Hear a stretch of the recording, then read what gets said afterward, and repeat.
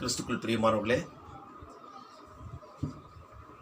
அனைவரையும் ஆண்டவராகிய இயேசு கிறிஸ்துவின் இனிய நாமத்தினாலே இந்த ஓய்வு நாளின் காலை ஆராதனையிலே ஆங்காங்கே உங்களுடைய இல்லங்களிலே நீங்கள் கூடியிருக்கின்ற இந்த நேரத்திலுமாய் உங்கள் அனைவரையும் நான் வாழ்த்துகிறேன். இந்த ஆராதனையிலே நாம் பங்கு பெற்று கடவுளுடைய பரிசுத்த நாமத்தை தொழுது கொண்டு அவருடைய நாம மகிமைக்கென்று அவருக்கு உகந்த சாட்சிகளாக வாழ கடவுள் தாமே கிருபை செய்வாராக. ஆண்டவரை நோக்கி நாம் வேண்டுதல் செய்வோம். துதிகளின் மத்தியில் வாசமாக இருக்கிற எங்கள் பரிசுத்தமுள்ள நல்லாண்டவரே, கர்த்தாவே, இந்த மனமகிழ்ச்சியான ஓய்வு நாளின் காலை வேளைக்காக நாங்கள் உமக்கு நன்றி செலுத்துகிறோம் சுவாமி.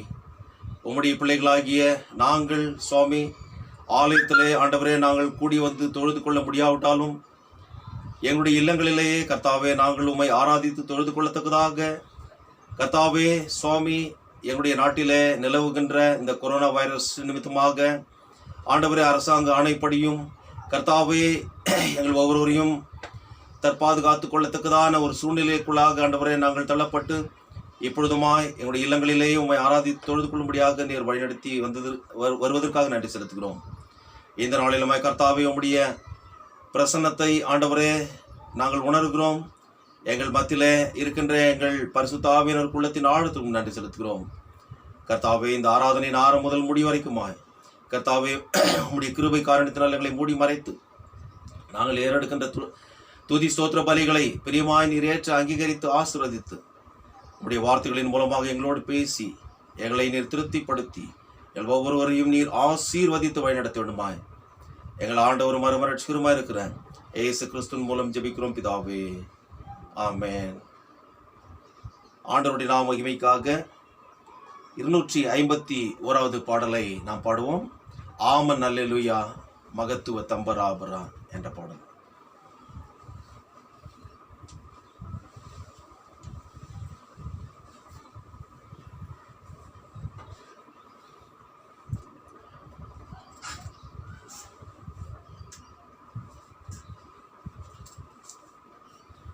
ஆமன் அல்லேலூயா, ஆமன் அல்லேலூயா மகத்துவ தம்பராபரா.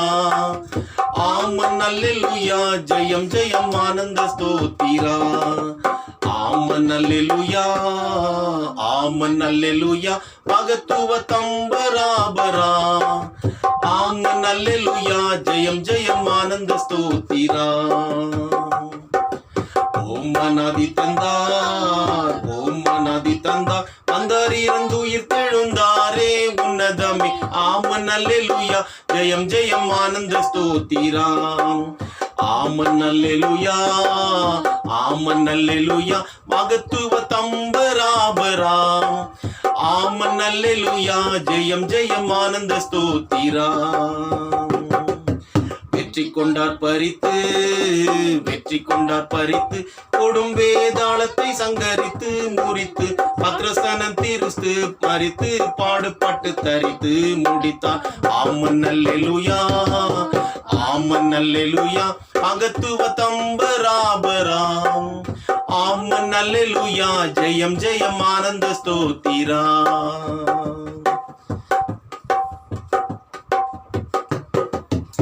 வேதம் நிறைவேற்றி, வேதம் நிறைவேற்றி மெய்தோற்றி மீட்டு கரையேற்றி பொய் மாற்றி பாவிகளை தேற்றி கொண்டாற்றி பத்ரசனம் தேற்றி வாழ்வித்தார். ஆமன் அல்லேலூயா, ஆமன் அல்லேலூயா மகத்துவ தம்பராபரா. ஆமன் அல்லேலூயா ஜெயம் ஜெயம் ஆனந்த ஸ்தோத்திரா.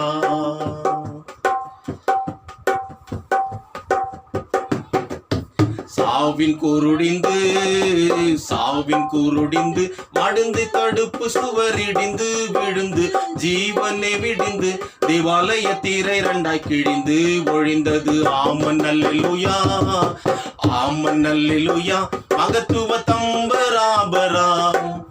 ஆமன் அல்லேலூயா ஜெயம் ஜெயம் ஆனந்த ஸ்தோத்திரா.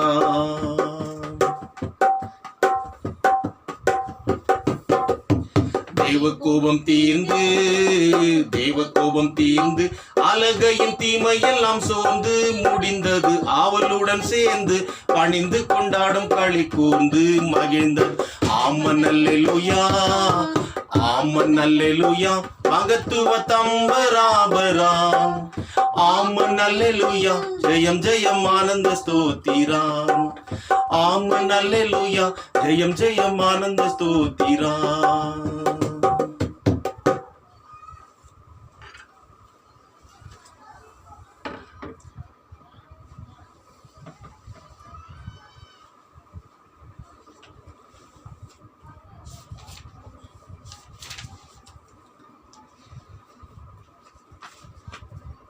தேவாராதனை முறைமை. The order of morning service without communion. பக்கம் 3. நமது ஆரம்பம் பிதா குமாரன் பரிசுத்தாவின் நாமத்திலுள்ளது.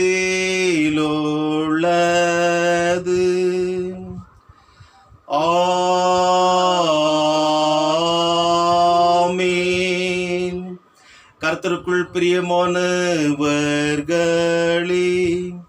நமது பிதாவாகிய கடவுளிடம் கபடற்ற இருதயமுள்ளவர்களாய் அண்டி சேர்ந்து நமது பாவங்களை அவருக்கு அறிக்கையிட்டு அவைகளை மன்னிக்க நமது இரட்சகராகிய இயேசு கிறிஸ்துவின் நாமத்தில் அவரை கெஞ்சி கேட்போம்.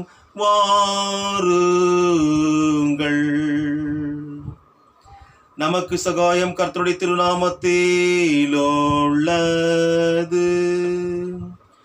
வானத்தையும் பூமியும் உண்டாக்கினவர் அவரே. என் மீறுதல்களை கர்த்தருக்கு அறிக்கையிடுவேன் என்றேன். தேவரீர் என் பாவத்தின் தோஷத்தை மன்னித்தீர். சர்வ வல்லவரான கடவுளே, எங்கள் சிருஷ்டிகரும் மீட்பருமானவரே,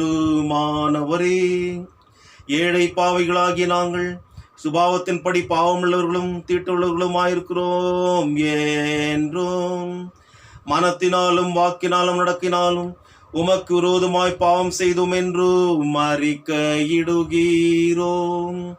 ஆதலால் எங்கள் ஆண்டவராகிய இயேசு கிறிஸ்துவே நிமித்தம் நீர் காட்டின கிருபையை தேடி உம்முடைய அளவற்ற இரக்கத்தில் அடைக்கலம் புக வருகிறோம். அளவில்லாத இரக்கமுள்ள கடவுளே, எங்களை மீட்கும்படி மரணத்துக்கு ஒப்பு கொடுத்த உமது ஒரே பேரான குமார் நிமித்தம் எங்களுக்கு இறங்கி எங்கள் பாவங்களை எல்லாம் மன்னித்தரணும். உமது கிருபையினால் நாங்கள் நித்திய ஜீவனை சுந்தரித்துக் கொள்ளும்படி உண்மையும் உடைய சித்தத்தையும் அறிகிற மெய்யான அறிவை உம்முடைய வசனத்துக்கு உண்மையான கீழ்ப்படுது பரிசுத்த ஆவியை கொண்டு எங்கள் இருதயங்களை அதிகப்படுத்திட வேண்டும் என்று ஆண்டவராகிய இயேசு கிறிஸ்துவின் மூலமாய் உம்மை வேண்டிக் கொள்கிறோம் கர்த்தாவே. ஆமென்.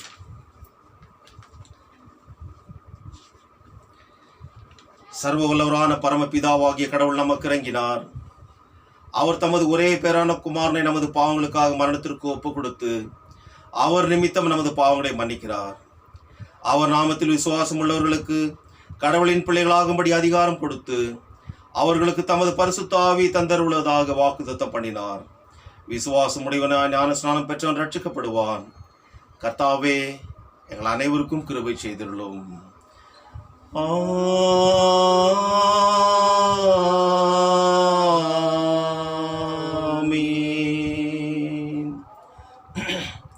உயிர்த்தெழுந்த பண்டிகைக்கு பிந்தின 2ஆம் ஞாயிறு நாளுக்கென்று குறிக்கப்பட்டிருக்கின்ற ஆரம்ப வாக்கியம் பக்கம் 91.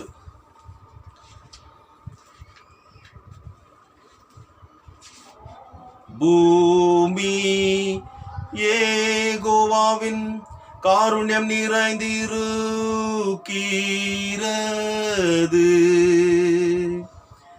யெகோவா வார்த்தையினால் வானங்களும் உண்டாக்கப்பட்டன.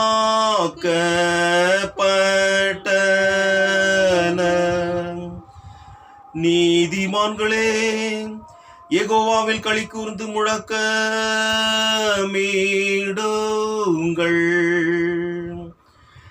துதி செய்வது நேர்மையானவர்களுக்கு தகுந்தது. பிதாவுக்கும் குமாரனுக்கும்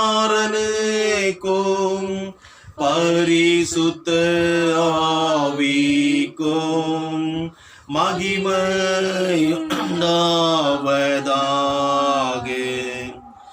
ஆதியிலும் எப்போதும் எப்போதுமான யுகங்களாய்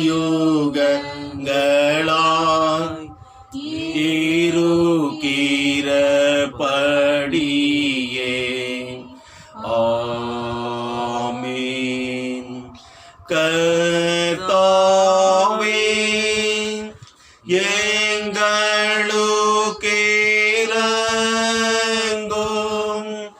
கிறிஸ்துவே எங்களுக்கிரங்கும்.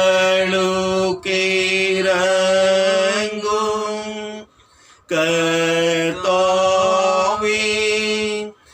எங்களுக்கிரங்கும்.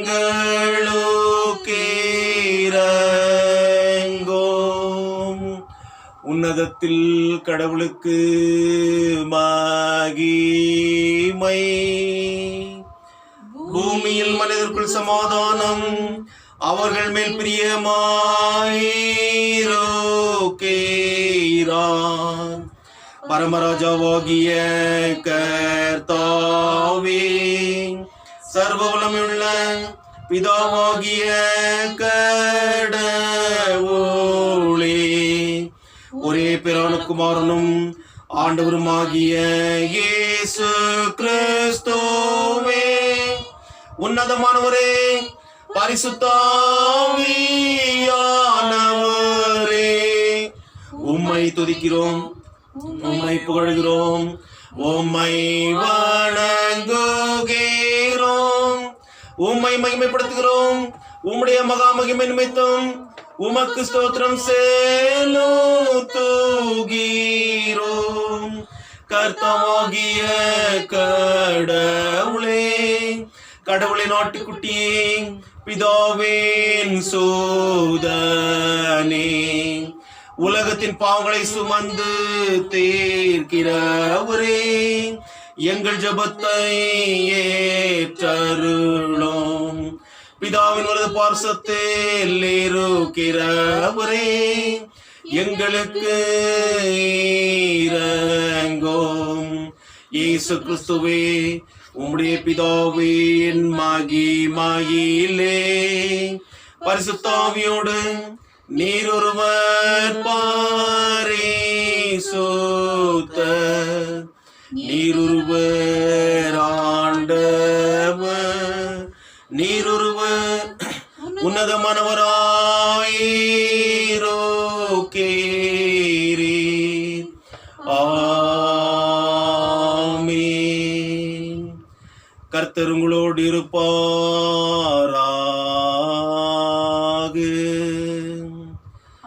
அவர் உமதாவியோடும் இருப்பாராக. பிரார்த்தனை செய்வோமாக. நாளுக்குரிய சுருக்க ஜபம், பக்கம் 91. கலெக்ட் ஃபார் த டே.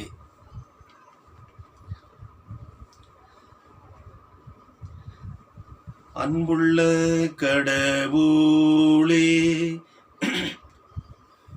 உமது குமாரன் தாழ்மையாக்கப்படுதலால் கெட்டுப்போன உலகத்தை நீர் சீர்படுத்தினதற்காக உமக்கு ஸ்தோத்திரம்.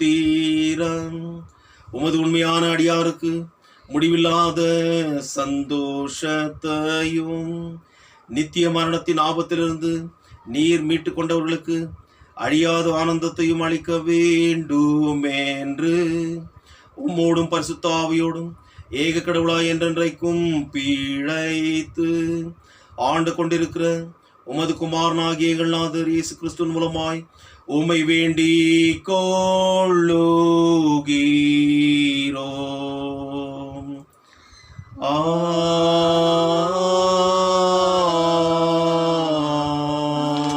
ஆமென். கர்த்தர் உயிர்த்தெழுந்த பண்டிகைக்கு பிந்தின 2ஆம் ஞாயிறு, the second Sunday of Easter. இந்த நாளுக்கு என்று குறிக்கப்பட்டிருக்கின்ற வேத பாகங்களை வாசிக்க கேட்போம். முதலாவதாக அப்போஸ்தலர் நடபடிகளிலிருந்து நாம் வாசிக்க கேட்போம். அப்போஸ்தலர் 5ஆம் அதிகாரம் வசனங்கள் 29 முதல் 42 வரை இருக்கின்ற பகுதியிலிருந்து நாம் வாசிக்க கேட்போம். The first reading from the Acts of Apostles, chapter 5, verses 29 to 42. அதற்கு பேதுருவும் மற்ற அப்போஸ்தலரும், மனுஷருக்கு கீழ்ப்படுகிறதை பார்க்கிலும் தேவனுக்கு கீழ்ப்படுகிறதே அவசியமாயிருக்கிறது. நீங்கள் மரத்திலே தூக்கி கொலை செய்த இயேசுவை நம்முடைய பிதாக்களின் தேவன் எழுப்பி இஸ்ரவேலுக்கு மனம் திரும்புதலையும் பாவ மன்னிப்பையும் அருளுகிறதற்காக அவரை அதிபதியாகவும் இரட்சகராகவும் தமது வலது கரத்தினாலே உயர்த்தினார். இந்த சங்கதிகளை குறித்து நாங்கள் அவருக்கு சாட்சிகளாயிருக்கிறோம். தேவன் தமக்கு கீழ்ப்படுகிறவர்களுக்கு தந்தருளின பரிசுத்த ஆவியும் சாட்சி என்றார்கள். அதை அவர்கள் கேட்டபொழுது மூர்க்கமடைந்து அவர்களை கொலை செய்யும்படிக்கு யோசனை பண்ணினார்கள். அப்பொழுது சகல ஜனங்களாலும் கனம் பெற்ற நியாய சாஸ்திரியாகிய கமாலியேல் என்னும் பெயர் கொண்ட ஒரு பரிசேயன் ஆலோசனை சங்கத்தில் எழுந்திருந்து அப்போஸ்தலரை சற்று நேரம் வெளியே கொண்டு போகச் சொல்லி சங்கத்தாரை நோக்கி, இஸ்ரவேலரே, இந்த மனுஷருக்கு நீங்கள் செய்ய போகிறதை குறித்து எச்சரிக்கையாயிருங்கள். ஏனென்றால் இந்நாட்களுக்கு முன்னே தெயுதாஸ் என்பவன் எழும்பி தன்னை ஒரு பெரியவனாக பாராட்டினான். ஏறக்குறைய 400 பேர் அவனை சேர்ந்தார்கள். அவன் மடிந்து போனான். அவனை நம்பின அனைவரும் சிதறி அவமாய் போனார்கள். அவனுக்கு பின்பு குடிமதிப்பின் நாட்களிலே கலிலேயனாகிய யூதாஸ் என்பவன் எழும்பி தன்னை பின்பற்றும்படி அநேக ஜனங்களை இழுத்தான்.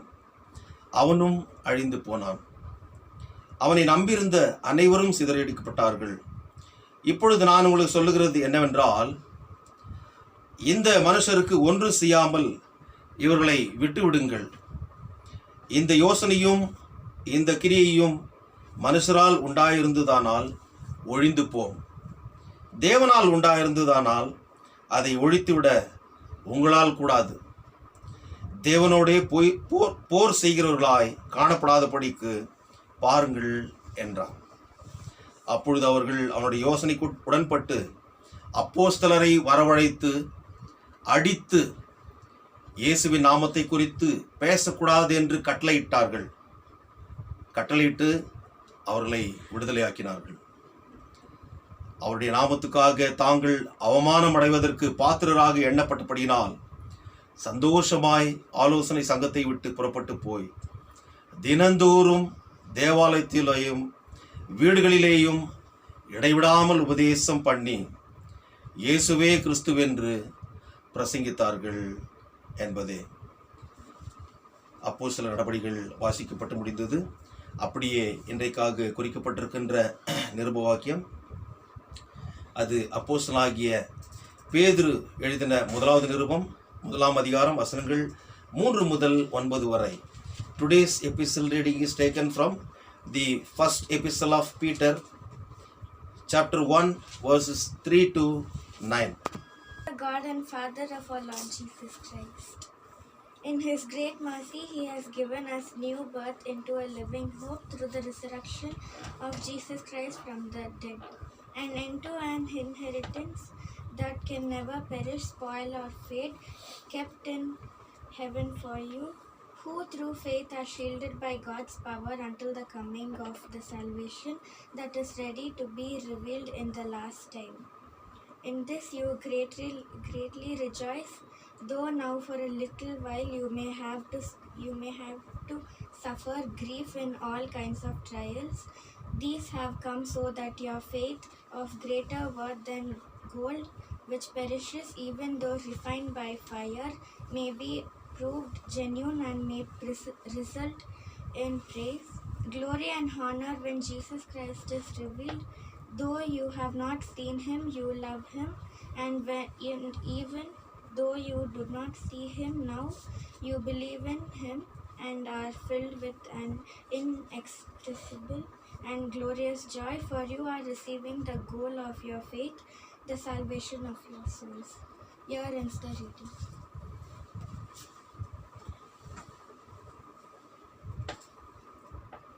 நிருப வாக்கியம் வாசிக்கப்பட்டு முடிந்தது. அல்லேலூயா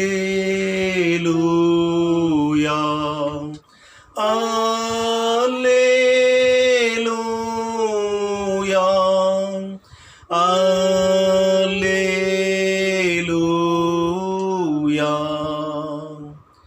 அப்படி இன்றைக்காக குறிக்கப்பட்டிருக்கின்ற சுவிசேஷ வாக்கியம் அது பரிசுத்த யோவான் எழுதின சுவிசேஷம் 20ஆம் அதிகாரம் வாசனங்கள் 19 முதல் 31 வரை வாசிக்க கேட்போம். ஆண்டவரே, உமக்கு மகிமையுண்டாவதாக.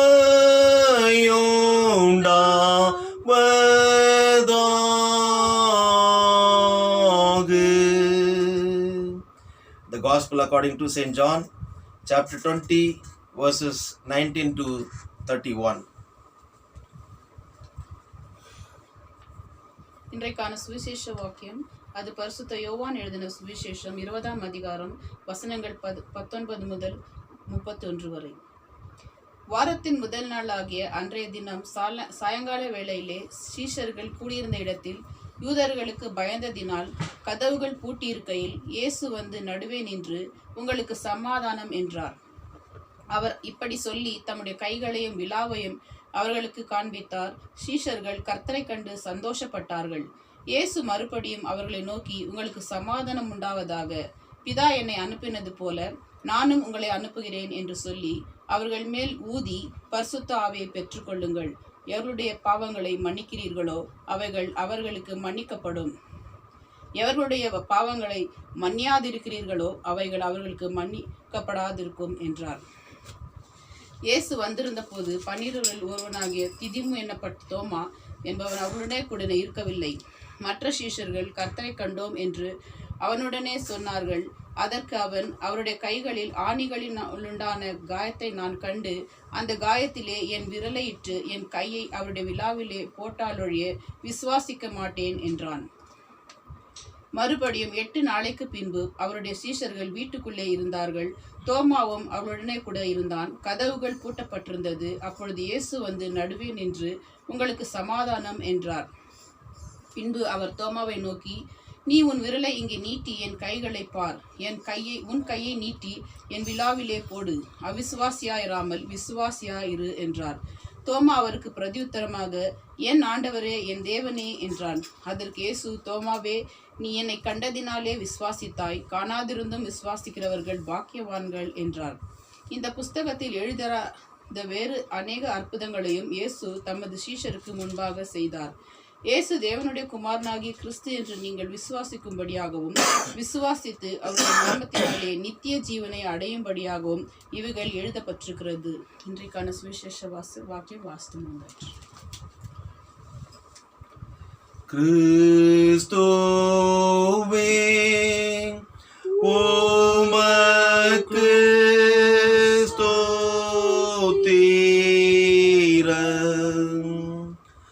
ஆண்டவருடைய வாழ்வளிக்கக்கூடிய வார்த்தைகளை வாசிக்க கேட்ட நாம் அதற்கு மறுமொழியாக நம்முடைய விசுவாசத்தை அறிக்கை செய்வனுமாக உலகில் உள்ள சகல பரிசுத்தவான்களோடு கூட சேர்ந்து அப்போஸ்தலர் விசுவாச பிரமாணத்தை நாம் பயபக்தியாக அறிக்கை செய்வோம். பக்கம் 10. பரலோகத்தையும் பூலோகத்தையும் படைத்த சர்வவல்ல பிதாவாகிய கடவுளை விசுவாசிக்கிறேன். அவருடைய ஒரே பிரான குமாரனும் நம்முடைய ஆண்டவருமாகிய இயேசு கிறிஸ்துவை விசுவாசிக்கிறேன். இவர் பரிசுத்த ஆவியினால் கர்ப்பத்தில் உற்பவித்து கன்னிமரியாளிடத்தில் பிறந்து பொந்தி பிலாத்தின் கீழ் பாடுபட்டு சிலுவில் அறைவண்டு மரித்து அடக்கம் பண்ணப்பட்டார். பாதாளத்தில் இறங்கி 3ஆம் நாள் மரித்தொழுந்து எழுந்தார். பரத்துக்கு ஏறி சர்வவல்ல பிதாவாகிய கடவுளை வலது பாசத்தில் விற்றிருக்கிறார். அவ்விடத்திலிருந்து உயிருள்ளவரையும் மரித்தவரையும் நியாயத்திற்கு வருவார். பரிசுத்த ஆவியினர் விசுவாசிக்கிறேன். பொதுவான பரிசுத்த கிறிஸ்துவையும் பரிசுத்தவானுடைய ஐக்கியமும் பாவ மன்னிப்பும் சரீர உயிர்த்துவதிலும் நித்திய ஜீவனும் உண்டு என்று விசுவாசிக்கிறேன். ஆமென். தொடர்ந்து ஆண்டவருடைய நாம மகிமைக்காக 252வது பாடலை நாம் பாடுவோம். அல்லேலூயா ஜெயமே, அமலன் எழுந்தார் அதிசயமே.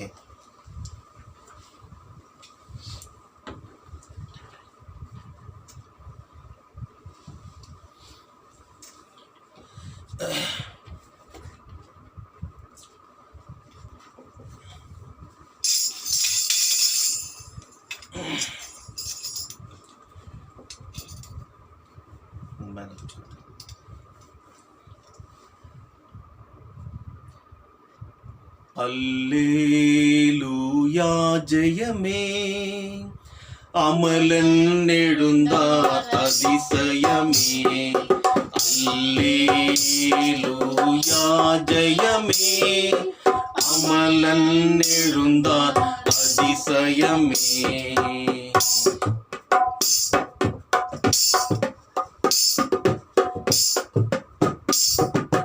பொல்லாப்பே நடுங்கிவிட, பொல்லாப்பே நடுங்கிவிட, போர்ப்பரனின் சேய்கள் மகிழ, போர்ப்பரனின் சேய்கள் மகிழ. அல்லேலூயா ஜெயமே, அமலன் எழுந்தார் அதிசயமே.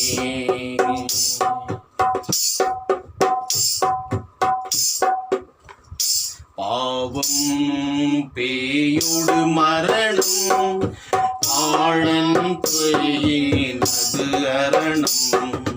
பாவம் பேயோடு மரணம், பாழன் பேயின் அது அரணம். ஜீவ பரனால் தீரணம், ஜீவ பரனால் தீரணம். திடமாய் அடைவோம் அவர் சரணம், திடமாய் அடைவோம் அவர் சரணம். அல்லேலூயா ஜெயமே, அமலன் எழுந்த அதிசயமே.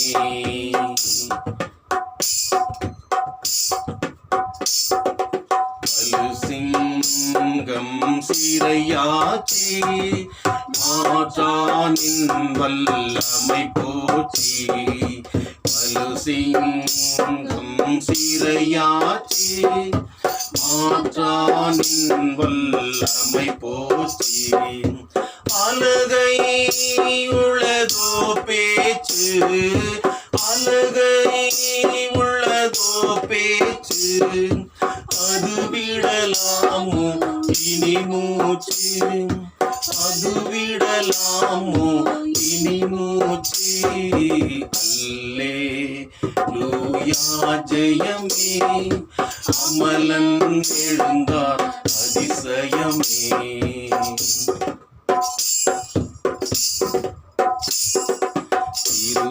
திருநாதர் இருப்பேர், செய்தார் கொடிய தாமுருப்போர்.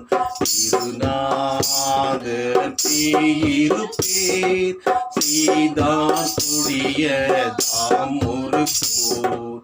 அருணாதர் தாம் ஜெயம் நேர், அருணாதர் தாம் ஜெயம் நேர்.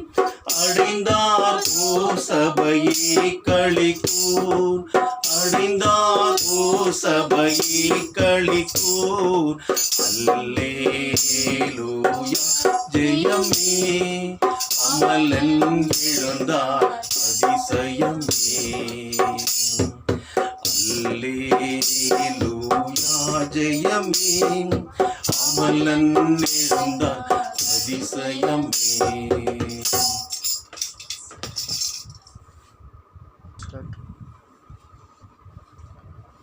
கிறிஸ்துக்குள் பிரியமானவர்களே, நம்முடைய பிதாவாகிய கடவுளிடமிருந்தும் ஆண்டவராகிய இயேசு கிறிஸ்துவிடமிருந்தும் உங்கள் அனைவருக்கும் கிருபையும் சமாதானம் உண்டாவதாக. ஆமென். கர்த்தர் உயிர்த்தெழுந்த பண்டிகையாகிய 2வது வாரமாகிய இந்த நாளில் அவருடைய பிள்ளைகளாக அவருடைய பிள்ளைகளாக அவருடைய பரிசுத்த வார்த்தைகளை தியானிக்க எப்பொழுதுமாய் நாம் நம்முடைய இல்லங்களிலே கூடி வந்திருக்கும். மறுபடியுமாக அவருடைய வார்த்தையை தியானிக்க தெரிந்து கொள்ளப்பட்ட வேதப்பகுதி அது பரிசுத்த யோவான் எழுதின சுவிசேஷம் 20ஆம் அதிகாரம் வசனங்கள் 19 முதல் 31 வரை நாம் ஏற்கனவே வாசிக்க கேட்டிருக்கிறோம். ஆகவே செய்திக்கு முன்பதாக நம்முடைய தலைகளை தாழ்த்தி ஆண்டவரை நோக்கி நாம் வேண்டுதல் செய்வோம். என் கண்மலையும் என் மீட்பெரும் ஆகிய கர்த்தாவே, என்னுடைய வாயின் வார்த்தைகளும் என்னுடைய இருதயத்தின் தியானமும் உம்முடைய சமூகத்தில் எப்பொழுதும் பிரீதியாயிருந்து அது எங்களுக்கு ஆசீர்வாதமாக விளங்க கர்த்தாவே கிருபை செய்தவளும் மீட்பர் இயேசுவின் மூலம் ஜெபிக்கிறோம் பிதாவே, ஆமென். கிறிஸ்துக்குள் அதிகமாக நேசிக்கப்பட்ட விசுவாச லுத்தரன் திருச்சபை விசுவாசிகளே, இந்த நாளிலே கடவுளுடைய பிள்ளைகளாக உயிர்த்தெழுந்த பண்டிகையை ஆசரித்த கடந்த வாரத்தில் ஆசரித்த நாம் இந்த நாளிலே மறுபடியுமாக கூடி வந்திருக்கிறோம். உயிர்த்தெழுந்த ஆண்டவராகிய இயேசு கிறிஸ்து நம்மிடத்தில் என்ன எதிர்பார்க்கிறார் என்பதை இந்த நாளிலே நாம் தியானம் செய்வோம். நம்மிடத்தில் எதிர்பார்க்கின்ற காரியம் என்ன என்று பார்க்கின்ற போது, நமக்காக மரணத்தை விட்டு உயிர்த்தெழுந்து பாவத்திலும் சாபத்திலும் விழுந்து கிடந்த நம்மை தூக்கி எடுத்து இலவசமான ரட்சிப்பை கொடுத்த அந்த உயிர்த்தெழுந்த ஆண்டவருக்கு சாட்சிகளாக தன்னுடைய சீஷர்களை அவர் தயார்படுத்தின ஒரு காரியத்தையும், அவருடைய விசுவாசத்தில் குன்றி போயிருந்த நிலைமையிலிருந்து அவர்களை தூக்கி எடுத்ததையும் நாம் இங்கே இந்த நாளில் தியானம் செய்கிறோம். இந்த தியானத்திற்கு பிறகு நம்மையே அவருடைய ஊழியத்திற்கென்று ஒப்பு கொடுத்து அவருக்கு சாட்சிகளாக இந்த உலகத்தில் வாழ கடவுள் நம்மை அன்போடு கூட அழைக்கிறார். இந்தியாவின் 20ஆம் நூற்றாண்டு அப்போஸ்தலனாகிய பவுல் என்று சொல்லப்பட்ட சாது சுந்தர் சிங் இப்படியாக சொல்லுகிறார், every true Christian cannot be a preacher, but every Christian can be a witness for Christ. A witness not only through the lips but through our life. ஆம் கிறிஸ்துக்குள் பிரியமானவர்களே, ஒரு பிரசங்கியாக இருக்கலாம், ஆனால் அது மாத்திரமல்ல, அது கஷ்டமான ஒரு காரியமாக இருந்தாலும் கூட சாட்சி பகிர்வது ஒவ்வொரு கிறிஸ்தவனுக்கும் ஒரு ஏற்ற ஒரு காரியமாக இருக்கிறது, மிக அத்தியாவசியமான ஒன்றாக இருக்கிறது. ஏனென்றால் சாட்சி பகிர்வது என்பது வெறும் வாயினால் மாத்திரமல்ல, நம்முடைய வாழ்க்கையிலே அதனை நாம் வாழ்ந்து காட்ட வேண்டும். அதைத்தான் ஆண்டவராகிய இயேசு கிறிஸ்து நம்மிடத்தில் எதிர்பார்க்கிறார். இங்கே பார்க்கின்ற போது யோவான் எழுதின சுவிசேஷம் 20ஆம் அதிகாரம் 19 நாம் பார்க்கின்ற போது, ஆண்டவராகிய இயேசு கிறிஸ்து உயிர்த்தெழுந்த பிறகு அவர் முதலாவதாக அங்கு வந்திருந்த அந்த அருமையான சகோதரிகளுக்கு, பெண்மணிகளுக்கு அவர் காட்சி அளிக்கிறார். அவர்களுக்கு காட்சி அளித்த பிறகு என்னுடைய சகோதரர்களிடத்தில் போய் சொல்லுங்கள், அதாவது அவருடைய சீஷரிடத்தில் போய் சொல்லுங்கள் என்று சொல்லி அந்த தேவதூதன் கூட அவர்களை துரிதப்படுத்தி அவர்கள் வேகமாக போய் அவர்களுக்கு அறிவிக்கிறார்கள். அதனுடைய தொடர்ச்சியாகத்தான் இந்த நாளில் பார்க்கிறோம். 19ஆம் வசனத்தில், வாரத்தின் முதல் நாளாகிய அன்றைய தினத்தில் சாயங்கால வேளையில் சீஷர்கள் கூடியிருந்த இடத்தில் யூதர்களுக்கு பயந்ததினாலே கதவுகள் பூட்டியிருக்கையில் இயேசு வந்து நடுவே நின்று உங்களுக்கு சமாதானம் என்றார்.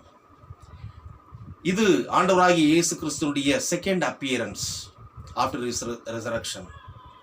அவர் உயிர்த்தெழுந்த பிறகு அவர் சீஷர்களுக்கு காட்சி கொடுத்த இரண்டாவது காட்சியாக இதை நாம் பார்க்கிறோம். கிறிஸ்துவுக்குள் பிரியமானவர்களே, இங்கே பார்க்கின்ற போது ஒரு விசேஷமான ஒரு காரியத்தை நாம் பார்க்கிறோம். வாரத்தின் முதல் நாள் ஞாயிற்றுக்கிழமை உயிர்த்தெழுந்த நாள். அந்த நாளிலே எல்லாரும் கூடி வந்திருக்கிறார்கள் என்றால் அந்த நாளிலே சாயங்கால வேளையில், அப்பொழுது அதிகாலை நேரத்தில் ஏற்கனவே மகதலேனா மரியாள் மற்றும் இன்னொரு மரியாளுக்கும் கடவுள் அந்த கல்லறை இடத்துல அவர்கள் வந்தபோது அவர்களுக்கு அவர் காட்சி கொடுக்கிறார். இங்கே சாயங்கால வேளையில் அவருடைய சீஷர்கள் எல்லாம் கூடியிருக்கின்ற அந்த நேரத்தில் அவர்கள் கதவுகள் பூட்டப்பட்டிருக்கிறது. அவர்கள் யூதருக்கு அவர்கள் பயந்தார்கள், சனகரை சங்கத்திற்கு அவர்கள் பயந்தார்கள். எப்படி மறுபடியுமாக நம்மையும் அவர்கள் கைது செய்து ஆண்டவராகிய இயேசு கிறிஸ்துவை அவர்கள் கொன்று போட்டது போல, சிலுவையில் அறைந்தது போல எங்களையும் அவர்கள் பிடித்து விடுவார்களோ என்ற ஒரு உயிர் பயம் அவர்களுக்கு வந்தது. ஆகவே கதவுகளை அவர்கள் பூட்டி அந்த வீட்டிலே அவர்கள் இருக்கிறார்கள். அந்த நேரத்தில் ஆண்டவராகிய இயேசு கிறிஸ்து அவர்கள் மத்தியிலே சென்று உள்ளே செல்லுகிறார். பூட்டி இருக்கின்ற வீட்டுக்கு உள்ளாக செல்லுகிறார். அதுவே ஒரு பெரிய விந்தையான ஒரு காரியம். உள்ளே வந்த பிறகு பூட்டியிருக்கையில் இயேசு வந்து நடுவே நின்று உங்களுக்கு சமாதானம் என்றார். கிறிஸ்துக்குள் பிரியமானவர்களே, சமாதானம் என்று சொன்னபோது அதை பார்த்து அங்கிருக்கின்ற அவர்கள் பார்க்கிறார்கள். அவர்களுக்கெல்லாம் ஒரு வேளை அப்படியே கை காலெல்லாம் வெலவெலத்து போயிருக்கும் இல்லையா? அவர் சமாதானம் என்று சொல்லி எல்லாம் போட்டி இருக்கின்ற நேரத்தில் திடீர்னு ஒருத்தர் உள்ள நுழைகிறார்னா திடீரென்று அவர்களுக்கு ஒரு பயம் ஏற்பட்டிருக்கும். அவர்கள் அப்படியே உறைந்து போயிருப்பார்கள். உடனடியாக ஆண்டவர் நான் தான் என்று சொல்லி அவர் தன்னுடைய 20ஆம் வசனத்தில் பார்க்கிறோம், இப்படி சொல்லி தம்முடைய கைகளையும் விலாவையும் அவர்களுக்கு காண்பித்தார். சீஷர்கள் மிகுந்த கர்த்தரை கண்டு சந்தோஷப்பட்டார்கள் என்று நாம் பார்க்கிறோம். அவரை பார்த்த பிறகு அவர் தன்னுடைய அடையாளங்களை, உயிர்த்தெழுந்த அந்த அடையாளங்களை அவர் காட்டுகிறார். இதுதான் இது என்னை அடித்த, பாருங்க, ஆணி அடித்த இந்த தழும்பு, என்னை விழாவில் குத்தின இந்த காரியங்களை அவர் காட்டுகிறார். காட்டி நான் தான் என்று சொன்ன பிறகு சீஷர்கள் கர்த்தரை கண்டு சந்தோஷப்பட்டார்கள். கர்த்தரை கண்டு சந்தோஷப்பட்டார்கள் என்றால் அதற்கு முன்பதாக அவருடைய உயிர்த்தெழுதலிலே அவர்களுக்கு ஒரு அந்த அளவுக்கு நம்பிக்கை இல்லாத ஒரு சூழ்நிலை இருந்திருக்கும் என்று தானே அர்த்தம். கண்டு அவர்கள் சந்தோஷப்பட்டார்கள் என்று பார்க்கின்ற போது அதற்கு முன்பதாக நடந்தது என்ன என்று பார்க்கின்ற போது first of all, when they heard about the resurrection news, they had some sort of the hesitation. Thereafterwards, what happened? Then they accepted with some amount of enthusiasm. சரி, மற்றவர்கள் அந்த பெண்மணிகள் எல்லாம் வந்து சொன்னார்கள் என்று சொல்லி அவர்கள் நம்பினார்கள். ஆனாலும் கூட they did not believe the first report of his resurrection. வந்து சொன்னபோதை நாம் நம்பவில்லை. ஆனால் இப்பொழுது அவர்கள் கண்டார்கள். இயேசு கிறிஸ்துவை கண்டது நிமித்தமாக அவர்களுக்குள்ளாக பெரிய ஒரு சந்தோஷம், அவர்களுக்கு அந்த விசுவாசம் வர ஆரம்பித்து விட்டது. கிறிஸ்துக்குள் பிரியமானவர்களே, ஆனால் மற்ற மக்களுக்கு இந்த சுவிசேஷத்தை பிற்காலத்தில் அவர்கள் அறிவித்த பொழுது அந்த உயிர்த்தெழுந்த ஆண்டவருடைய அந்த நிகழ்வை அவர்கள் மத்தியில் சொன்ன போது, when people confronted with the reality of his resurrection, there we see their lives has been transformed fully. அவருடைய வாழ்க்கையிலே ஒரு பெரிய மனமாற்றத்தை அங்கே நாம் காண முடிகிறது. ஆனால் அந்த சுவிசேஷத்தை அறிவிக்க செல்ல இவர்களை ஆயத்தப்படுகின்ற போது இவர்கள், இந்த சீஷர்கள், விசுவாசத்திலே அவர்கள் மங்கி போயிருந்த நிலைமையிலே அவர்களுடைய விசுவாசத்தை அவர் புதுப்பிக்கிறார், உயிர்ப்பிக்கிறார் என்று தான் நாம் பார்க்க முடியும். So we could see the resurrection appearance of our Lord and Savior Jesus Christ among his disciples, that makes a creative change from them, from fear to courage. அதாவது பயத்திலிருந்து ஒரு தைரியத்தை உண்டு பண்ணுகின்ற ஒரு காரியமாக 19ஆம் வசனத்திலிருந்து 25ஆம் வசனம் வரைக்கும் பார்க்கிறோம். கிறிஸ்துக்குள் பிரியமானவர்களே, நாமும் கூட இன்றைக்கு இந்த கொரோனா வைரஸ் வந்து நம்மையும் பாதித்து விடுமோ என்ற ஒரு பயத்தில் நாமும் கூட வீடுகளிலேயே இருக்கிறோம் இல்லைங்களா? உயிர் பயம். ஆனாலும் கூட இந்த சீஷர்களுக்கு கூட உயிர் பயம் அன்றைக்கு இருந்தது. ஆகவே அவர்கள் யூதர்களுக்கு பயந்து, அந்த சனகரிய சங்கத்திற்கு பயந்து அவர்கள் உள்ளே பூட்டி கொண்டு அவர்கள் அமர்ந்திருக்கின்ற காரியத்தை நாம் பார்க்கிறோம். ஆகவே இந்த நிலைமையில நாமும் கூட இந்த கொரோனா வைரஸ்னால உலகமெல்லாம் பாதிக்கப்பட்டிருந்த சூழ்நிலையில் இந்த உயிர் பயம் எல்லாருக்கும் ஏற்பட்டிருக்கிறது. நாமும் கூட வீடுகளிலே இருக்கிறோம். ஆனாலும் கூட கடவுள் வந்து நம்ம மத்தியிலே உங்களுக்கு சமாதானம் என்று சொல்லுகிறார். எவ்வளோ ஒரு ஆறுதலான காரியம் இல்லைங்களா? எவ்வளோ ஒரு ஆறுதலான ஒரு செய்தி. நம்முடைய தேவன் நம்முடைய கஷ்ட நஷ்டங்களில, பிரச்சனைகளில, வேதனைகளில பங்கெடுக்கின்ற தெய்வம், அதிலிருந்து நம்மை தூக்கி எடுக்கின்ற தெய்வம் என்பதை இதன் மூலமாக நாம் காண முடியும். மறுபடியும் 21ஆம் வசனத்தை பார்க்கிறோம். இயேசு மறுபடியும் அவர்களை நோக்கி உங்களுக்கு சமாதானம் உண்டாவதாக. கிறிஸ்துக்குள் பிரியமானவர்களே, அவர்களுக்கு ஏற்பட்ட அந்த காரியம் என்ன? மறுபடியும் உங்களுக்கு சமாதானம் உண்டாவதாக. அவர்களுக்கு அந்த பயத்திலிருந்து முதலாவது அவர்களை வெளியே கொண்டு வர வேண்டும். உண்மையிலேயே அவர் உயிர்த்தெழுந்தார் என்ற உணர்வு அவர்களுக்கு வர வேண்டும். அவர்களுக்கு இருந்த அந்த கலக்கம், அந்த பய உணர்வு, அந்த அரைக்குறை விசுவாசம், எல்லா குழப்பமும் தீர்ந்து போகத்தக்கதாக மறுபடியும் உங்களுக்கு சமாதானம் என்று ஆண்டவர் சொல்லுகிறார். கிறிஸ்துக்குள் பிரியமானவர்களே, உங்களுக்கு சமாதானம் என்று சொல்கின்றது. பீஸ் பி அன்டு யூ என்று பார்க்கின்ற போது இந்த சமாதானத்தை குறித்து யோவான் தன்னுடைய சுவிசேஷத்தில் 14ஆம் அதிகாரம் 27 எழுதுகின்ற போது, சமாதானத்தை உங்களுக்கு நான் வைத்து போகிறேன், என்னுடைய சமாதானத்தையே நான் உங்களுக்கு கொடுக்கிறேன், உலகம் கொடுக்கிற பிரகாரமாக நான் உங்களுக்கு கொடுக்கிறதில்லை, உங்கள் இருதயம் கலங்காமலும் பயப்படாமலும் இருப்பதாக, உங்கள் இருதயம் கலங்காமலும் பயப்படாமலும் இருப்பதாக. அதுதான் அந்த அப்பேற்பட்ட ஒரு நிலைமையிலிருந்து தூக்கி எடுப்பது தான், விடுதலை செய்வது தான் அந்த சமாதானம். உலக பிரகாரமான சமாதானம் அல்ல, அது கொஞ்ச நேரம் இருக்கும், போய்விடும். ஆனால் கடவுள் கொடுக்கின்ற சமாதானத்தை அவர் இங்கே கொடுக்கிறார். That is the divine piece. Shalom, piece B and you. உங்களுக்கு சமாதானம் உண்டாக கடவுது என்று சொல்லி கிறிஸ்துக்குள் பிரியமானவர்களே, 21ஆம் வசனத்தில் பார்க்கின்ற போது 21b, பிதா என்னை அனுப்பினது போல நானும் உங்களை அனுப்புகிறேன். as the father has sent me so I send you. பிதா என்னை அனுப்பினது போல நான் உங்களை அனுப்புகிறேன். ஆம் கிறிஸ்துக்குள் பிரியமானவர்களே, ஆண்டவராகிய இயேசு கிறிஸ்து இந்த உலகத்தில் ஒரு மிஷனரியாக அவர் வந்தார். மார்க் எழுதின சுவிசேஷம் 10:45 பார்க்கின்ற போது, மனுஷகுமாரன் ஊழியம் கொள்ளும்படி வராமல் ஊழியம் செய்யவும் அநேகருக்காக தன்னுடைய ஜீவனை கொடுக்கவும் அவர் வந்தார்.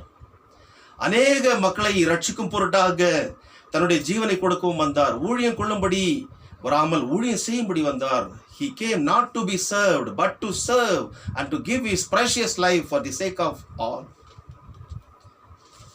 கிறிஸ்துவுக்குள் பிரியமானவர்களே, இப்பேற்பட்ட தெய்வம் அழைக்கிறார். நான் பிதா என்னை அனுப்பினது போல நான் உங்களை அனுப்புகிறேன். ஏனென்றால் இவர் சிலுவையில் செய்து முடித்த அந்த ரட்சிப்பின் பணியை தொடர்ந்து அறிவிக்கத்தக்கதாக இயேசு கிறிஸ்து உயிர்த்தெழுந்தார் என்ற அந்த உயிர்த்தெழுதலின் செய்தியை அறிவிப்பது தான் சுவிசேஷம், அதுதான் நற்செய்தி.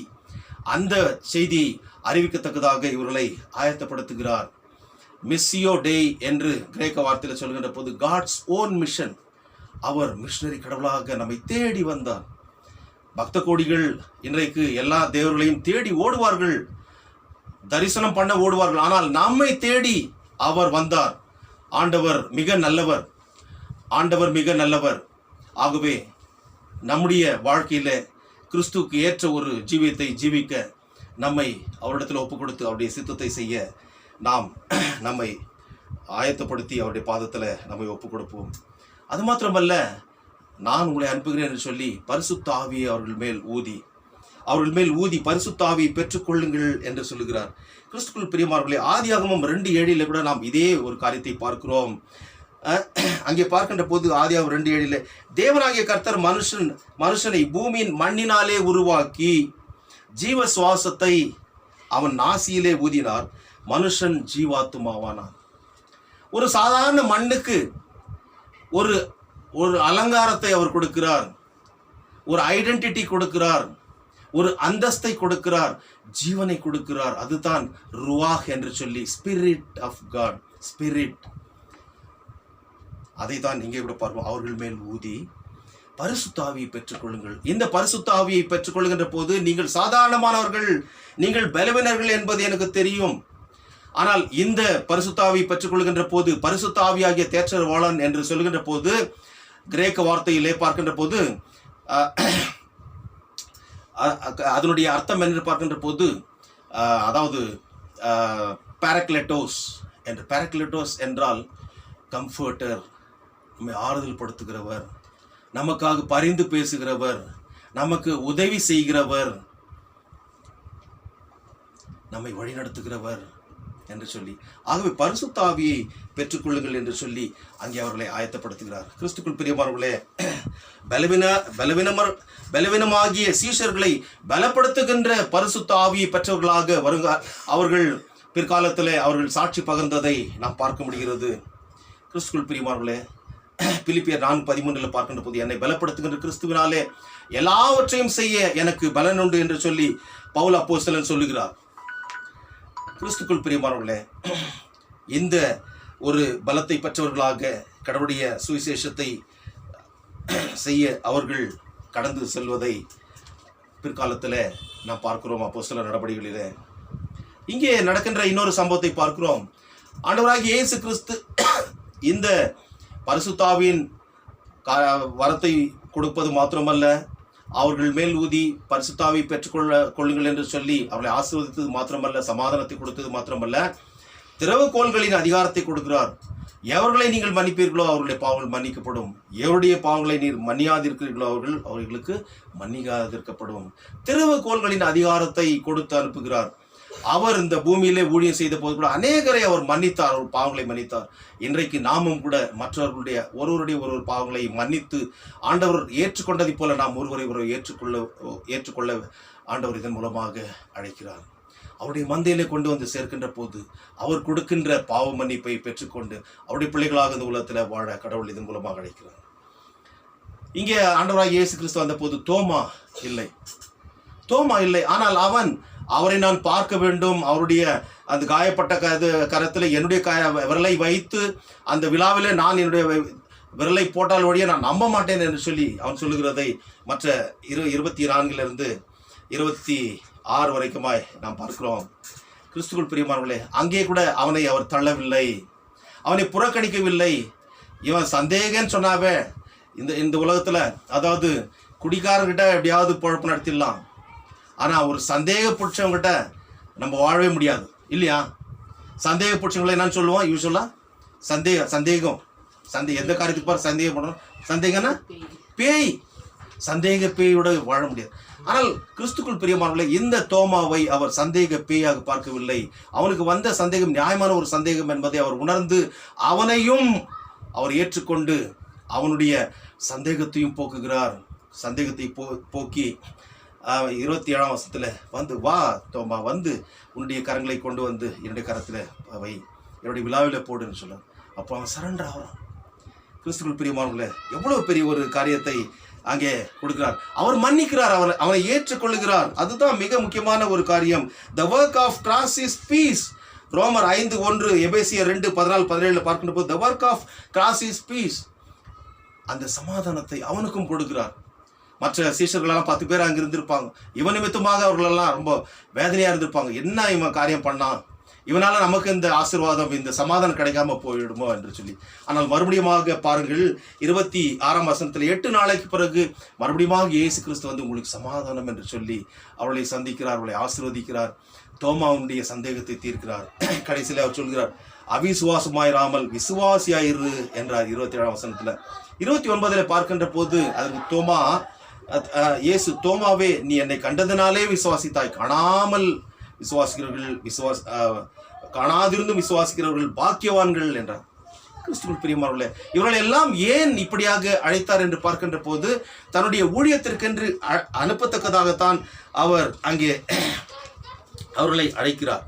இன்றைக்கு நாம் கேட்ட அப்போஸ்தலர் நடபடிகளில் பார்க்கின்ற போது இந்த சீஷர்களை குறித்து நாம் பார்க்கிறோம். இந்த சீஷர்கள் விசுவாசத்தோடு ஊழியம் செய்கின்ற சீஷர்களாக அவர்கள் புறப்பட்டு செல்கிறார்கள். அப்போஸ்தலர் 25ஆம் அதிகாரம் 29ஆம் வசனத்தில் பார்க்கின்ற போது அங்கே அவர்களை கைது செய்து மறுபடியும் அவர்கள் விடுவிக்கப்பட்ட சூழ்நிலையில் மறுபடியும் கைது செய்து அங்கே அந்த சனகரிய சங்கத்தில் கொண்டு வருகிறார்கள். அங்கே இருக்கின்ற அந்த பிரதான ஆசாரியர்களெல்லாம் கேட்கிறார்கள், விசாரிக்கிறார்கள். நாங்கள் ஏற்கனவே சொல்லியிருக்கிறோம் இந்த இயேசு கிறிஸ்துவை குறித்து நீங்கள் அறிவிக்கக்கூடாது என்று, ஆனால் நீங்கள் ஏன் அறிவித்துக் கொண்டு எருசலேம் முழுவதும் உங்களுடைய உபதேசத்தினால் நீங்கள் நிறைத்து வருகிறீர்கள் என்று சொல்லி 28ஆம் வசனத்தில் கேட்கிறார்கள். 29ஆம் வசனத்தில் அதற்கு மறுமொழியாக பேதுருவும் மற்ற சீஷர்களும் சொல்லுகின்ற ஒரு காரியம் என்ன என்று பார்க்கின்ற போது, அதற்கு பேதுருவும் மற்ற அப்போஸ்தலரும் மனுஷருக்கு கீழ்ப்படுகிறதை பார்க்கலும் தேவனுக்கு கீழ்ப்படுகிறதே அவசியமா இருக்கிறது.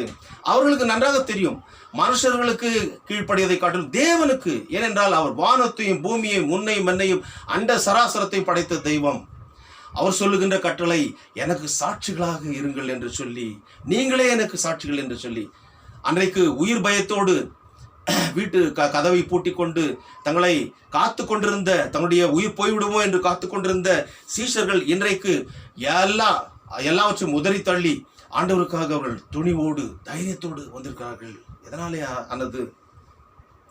ஆனது என்று பார்க்கின்ற போது கடவுளிடத்தில் அவர்கள் பயிற்சி பெற்றார்கள். அந்த பயிற்சியை இப்பொழுதுமாய் அவர்கள் மிக சிறப்பாக நிறைவேற்றுகிறார்கள்.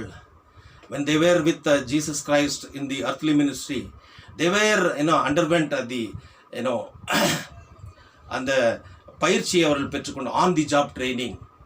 அந்த பயிற்சியை பெற்றுக்கொள்ளும் போது சில நேரங்களில் அவர்கள் சொதப்பியிருப்பார்கள். ஆனால் இப்பொழுது பார்க்கின்ற போது நம்பர் 1 என்று அப்ரிசியேஷன் கடவுளத்தில் வாங்கத்தக்கதான ஒரு சூழ்நிலைக்குள்ளாக தங்களை அவர்கள் தயார்படுத்தி கொண்டு கடவுளுடைய ஊழியத்தை அவர்கள் செய்தார்கள்.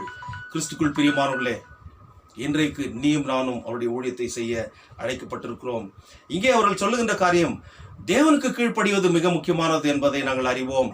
இந்த தேவனை நீங்கள் மரத்தில் தூக்கி கொலை செய்த இயேசுவை நம்முடைய பிதாக்களின் தேவன் எழுப்பினார். இவைகளுக்கு இந்த சங்கதிகளை குறித்து நாங்கள் சாட்சிகளாக இருக்கிறோம் என்று சொல்லி 30ஆம் வசனம் 32ஆம் வசனத்திலே அப்போஸ்தலர் 5:30-32 நாம் பார்க்கிறோம்.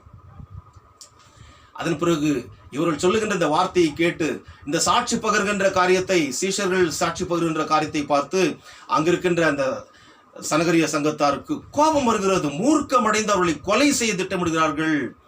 இயேசு கிறிஸ்துவை கொலை செய்த அந்த சனகரிய சங்கம் தான் இதுவும் கூட. ஆனால் அவர்களுக்கு உயிர் பயம் இல்லை. என்னுடைய தேவனுக்காக நாங்கள் சாட்சி கொடுக்க நாங்கள் வந்திருக்கிறோம், உயிர்த்தெழுந்த தேவனுக்கு சாட்சி கொடுக்க வந்திருக்கின்ற போது அவர்கள் தங்களுடைய உயிரை பற்றி அவர்கள் கவலைப்படவில்லை. ஆம் கிறிஸ்துக்குள் பிரியமானவர்களே, கடவுளுடைய வசனம் இப்படியாக சொல்லுகிறது. அதாவது மார்க் 8:35 தன் ஜீவனை ரட்சிக்க விரும்புகிறவன் அதனை இழந்து போவான், என் நிமித்தமாகவும் சுவிசேஷத்தின் நிமித்தமாகவும் தன் ஜீவனை இழந்து போகிறவன் அதை ரட்சித்துக் கொள்ளுவான் என்று சொல்லி, தன் ஜீவனை காத்துக்கொள்ள விரும்புகிறவன் அதனை இழந்து போவான், ஆனால் என் நிமித்தமாகவும் சுவிசேஷத்தின் நிமித்தமாகவும் அதை தன் ஜீவனை இழந்து போகணும், அதை ரட்சித்துக் கொள்வான் என்று சொல்லி அந்த ரட்சிப்பை அந்த ஒரு அதாவது மன ரம்யத்தோடு செய்யத்தக்கதாக இவர்கள் செல்வதை நாம் பார்க்கிறோம். கமாலியல் என்ற ஒரு மனுஷனை இங்கே பார்க்கிறோம், ஒரு பரிசேயன். அவன் சொல்லுகிறான், ஐயா அவர்களை நான் ஒரு விஷயம் ஒரு ஆலோசனை சொல்கிறேன், அது கேளுங்க. இதுக்கு முன்னாடி கூட ஒருத்தர் தேவதாஸ் என்ற ஒரு மனுஷன் தான் 36 வருஷம் சொல்கிறான். அவனை கூட ஒரு 400 பேர் சேர்ந்து அவங்கள போயிட்டு சில காரியங்களை அவங்க செய்தாங்க. என்ன செய்தாங்கன்றதை அவன் ரொம்ப அழகாக சொல்லுவான். என்ன சொல்கிறான்னா, தேவதாஸ்ன்றவன் அதாவது இந்த ஜோர்டான் ரிவர்கிட்ட எல்லாம் 400 பேருக்கு மேலே ஜனங்களை கூண்டு போயிட்டு நான் அந்த ஆற்றை நம்ம கடந்து போகலாம் அப்படின்னு சொல்லிட்டு அவங்கள ஒரு அதாவது வசீகரிக்கின்ற பேச்சுகளால் பேசி அவளை மயக்குகிறான். அந்த வார்த்தைகளாக கேட்ட பிறகு அந்த ரோம சாம்ராஜ்யம் என்ன பண்ணதுன்னா அவனை சிரச்சேதம் செய்து அவனை சார்ந்தவர்கள் எல்லாம் சிதறி போனார்கள் என்ற காரியத்தை நான் பார்க்கிறோம். அதே போல ஜூடாஸ் கலிலேயன் ஆகிய யூதாஸ் என்பவனை குறித்து சொல்கின்ற போது லூக்கா எழுதின சுவிசேஷம் 2:2 பார்க்கின்ற போது, அதாவது சீரியா நாட்டிலே சிரியனியா என்பவன் தேசாதிபதியாக இருந்த போது ரோமன் எம்பையர் அவருடைய ஆட்சியில அந்த குடிமதிப்பு எழுதப்படுகின்ற அந்த காரியத்தை அவர்கள் செய்கின்ற போது அதை எதிர்த்து கலகம் பண்ணி ஜனங்களை கூட்டி, அதாவது அரசாங்கத்துக்கு விரோதமாக அவன் செய்த காரணத்தினால அவனுடைய தலையும் வெட்டப்பட்டது, அவனோடு கூட இருந்தவர்கள் சிதறடிக்கப்பட்டார்கள். ஆகவே இன்றைக்கு நாம் பார்க்கின்ற இது NPR நேஷனல் பாப்புலேஷன் ரெஜிஸ்டர் இருக்குது. அதுபோல் அன்றைக்கு குடிமதிப்பு எழுதுகின்ற ஒரு நிலைமை வந்தபோது அதனை எதிர்த்தார்கள். அவன்தான் கலிலேயனாகிய யூதாஸ். அவனை கூட அவர்கள் கொன்று போட்டார்கள். அதே போல இந்த சீஷர்களும் நாம் விட்டுவிடலாம். ஒருவேளை இந்த யோசனையும் இந்த கிரியும் மனுஷரால் உண்டானது என்றால் இது ஒழிந்து போகும். ஏனென்றால் அந்த 2 பேரும் அவங்க செய்தது மனுஷிகமானது, அதனால் ஒழிந்து போனது. ஆனால் இந்த காரியம் தேவனால் உண்டாயிருந்ததனால் அதை ஒழித்து விட யாராலும் கூடாது, உங்களால் கூடாது. You cannot fight against God என்பதை இங்கே கமாலியல் சொல்லுகிறார். கமாலியல் ஒரு சாதாரண மனுஷன் அல்ல, அவர் ஒரு பாண்டித்யம் பெற்றவர், ஒரு பரிசேயன். Is a law teacher, law professor, doctorate in law என்று சொல்லலாம். அப்படிப்பட்ட அந்த மனுஷனை கொண்டு அங்கே அவர்கள் விடுவிக்கப்படுகிறார்கள்.